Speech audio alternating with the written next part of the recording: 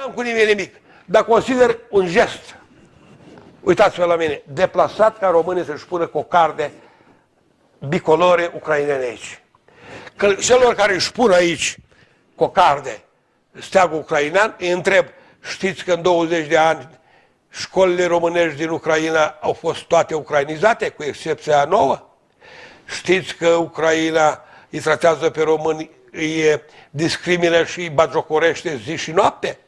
Știți că Ucraina a trimis în războiul din 2014 în Donbass și Lugansk, în primul rând, etnici străini de poporul ucrainean și au murit foarte mulți români din aceste teritorii nefericite ale noastre pe care le-am pierdut?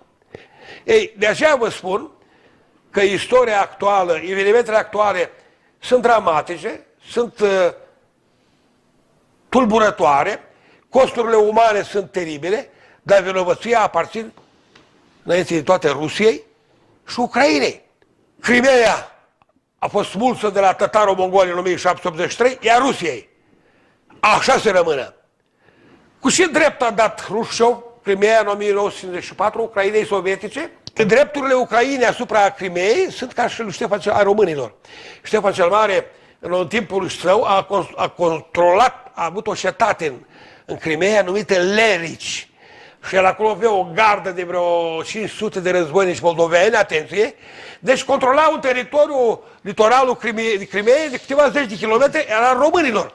Mai degrabă românii, prin Ștefan cel Mare, au drepturi în Crimeea decât ucrainenii. Iar Lugansk, Donetsk, Harkov și toate astea sunt pământuri rusești de la Vladimir, de la Oleg Varegul. Că statul rus nu a fost creat de conducători ruși și varegi sau vikingi. Apropo de intermezzo din pauză. La 900 și ceva vikingii căutau căi comerciale spre Marea Caspică și Marea Neagră și dincolo de Caucaz. Evident, călătorind, că ei au fost mari aventurieri pe ape, au dat de Nijni Novgorod, din Moscova, Pskov și așa mai departe și au creat un nucleu statal viitor rus, ei varegii, vikingi, înțelegeți? Iar dacă nu mă înșel, chiar însuși primul cneaz sau după Vladimir, Oleg, este vareg, viking. Deci, din punct de vedere al meu, asistăm la un război fratricid, un război civil între două popoare slave, aproape identice cultural și lingvistic, și etnic, că poporul român nu are, statul român, absolut nimic de a face. Insula Șerpilor este un punct strategic vital, arhivital, de mii de ori vital pentru poporul român. Țara Moldovei a stăpânit insula Șerpilor 100 de ani, nu 100, vreo 250 de ani, au luat-o turcii, iar la 1878, la Congresul la Berlin, insula Șerpilor a fost cedată României. Iar în 1948, un domn alogen, adjunctul lui Ana Pauker, doamna Hannah Robinson, ministrul externe, i-a spus, du-te la ambasada sovietică, semnează un proces verbal pe care România renunță la insula Șerpilor. Căci, în 10 februarie 1947, când s-a semnat tratatul României cu RSS, insula Șerpilor nu era trecută în tratat.